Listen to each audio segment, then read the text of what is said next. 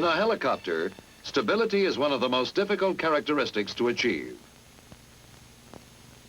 There is an inherent tendency in most helicopters to roll or pitch, particularly in gusty air.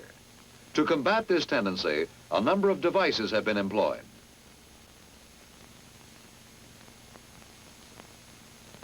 One of the most successful of these devices is the stabilizer bar.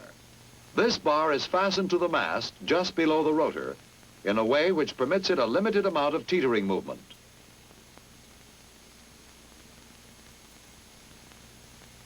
The bar is set at a 90-degree angle to the rotor blades.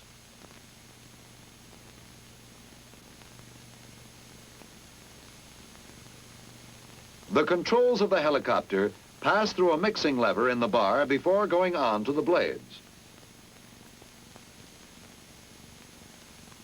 As the rotor and mast revolve, the stabilizer bar revolves with them.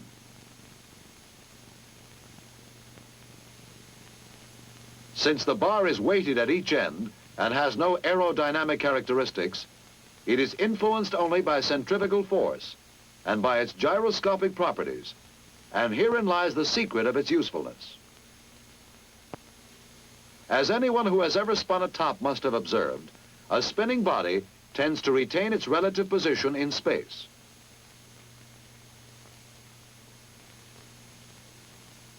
It strongly resists any effort to change the attitude of its axis or rotation. In other words, spinning bodies possess a property which is common to all gyroscopes, the property known as rigidity in space. No matter how the mount is turned or tilted, the axis of the spinning gyroscope continues to point in the same direction.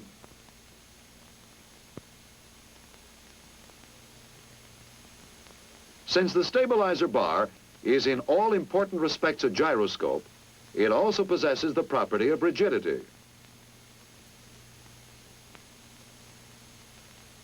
It is this property which enables it to increase the stability of a helicopter. The stabilizer bar, because of its gyroscopic property of rigidity in space, prevents a temporary disturbance of the rotor from seriously affecting the attitude of the fuselage. Also, it prevents incidental rolling or pitching of the fuselage from being passed on to the rotor.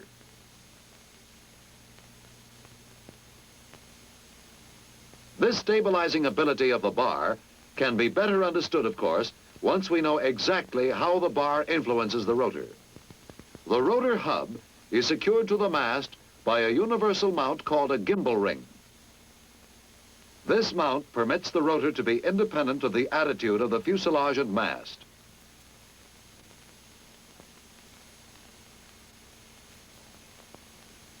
It is subject only to the controls which come from the swash plate. However, since these controls pass through the stabilizer before continuing on to the rotor blades, the bar is given a limited amount of control over the rotor. This is the way it works. From the swash plate, the push-pull tubes run to the inner ends of the mixing levers, which are housed in the stabilizer bar. The other end of each lever is pivoted to the bar. Then from the center of each mixing lever, pitch change links run to the control point of the pitch change horns, which in turn control the feathering of the main rotor blades.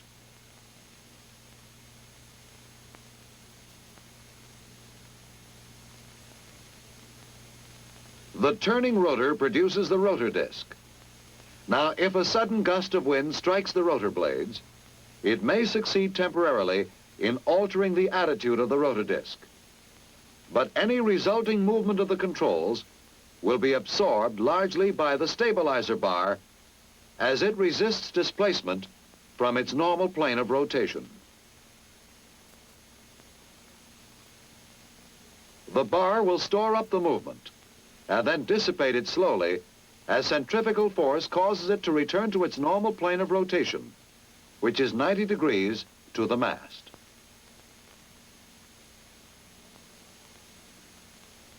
Let's look at that again. As the gust forces the rotor disc out of its normal plane of rotation, the stabilizer bar exerts its counteraction. By feathering the rotor blades, it increases the angle of incidence on one blade as it decreases the angle of incidence on the other. By this feathering action, the rotor disc is returned to its normal plane of rotation, and a balanced condition will again exist. Likewise, if the fuselage for any reason is made to roll or pitch, the stabilizer bar, by retaining its same attitude in space, forces the blades to feather so that they too remain in their same plane of rotation.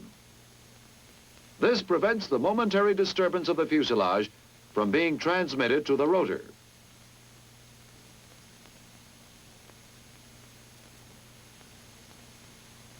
In a similar manner, any change in the cyclic pitch made by the pilot is modulated by the stabilizer bar before being passed on to the blades. As the rotor disc is tilted and the mast tilts along with it, the stabilizer bar assembly stores up some of the change which the pilot applied, and it pays it out slowly as centrifugal force causes the bar to resume its normal position 90 degrees to the mast. The stabilizer bar then tends to slow down or modulate any sudden changes in the rotor disc, whether they are caused by the pilot or by exterior forces. In this way, the bar definitely improves the stability of a helicopter. However, to achieve this stability, a certain amount of the pilot's applied control is delayed. In an H-13 helicopter, only 71% of the control applied by the pilot is transmitted immediately to the rotor, and 29% is stored and then paid out by the stabilizer bar in from 15 to 20 seconds. If nothing were done to compensate for this lag of 15 to 20 seconds, there would be a serious lack of sensitivity in the controls.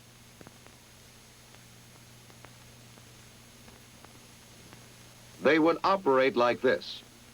The pilot, by changing the cyclic control, would cause the blades to feather. The associated tilting of the rotor disc would result in directional flight. The mast would tilt, but the stabilizer bar would tend to remain in its same plane of rotation, and it would be 15 to 20 seconds before centrifugal force was able to realign the bar in its new position 90 degrees to the mast. Since the bar has delayed 29% of the cyclic control, it would be 15 to 20 seconds before the pilot got a full 100% response to his applied control movement. And the same delay would occur each time the pilot moved the cyclic control.